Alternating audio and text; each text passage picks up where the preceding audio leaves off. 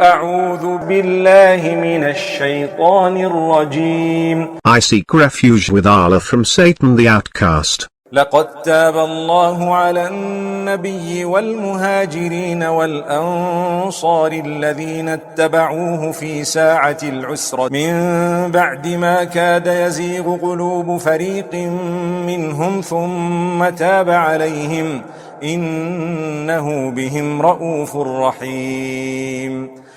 Allah has redeemed the Prophet, and the emigrants, and the supporters, those who followed him in the hour of difficulty, after the hearts of some of them almost swerved. Then he pardoned them, he is kind towards them, compassionate. وعلى الثلاثة الذين خلفوا حتى إذا ضاقت عليهم الأرض بما رحبت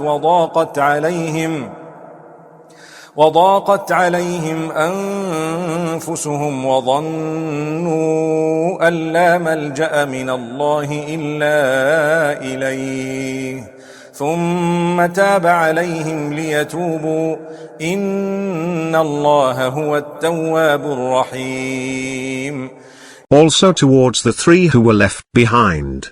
Then, when the earth, as vast as it is, closed in on them, and their very souls closed in on them, and they realized that there was no refuge from Allah, except in Him, He redeemed them, so that they may repent. Allah is the Redeemer, the Merciful.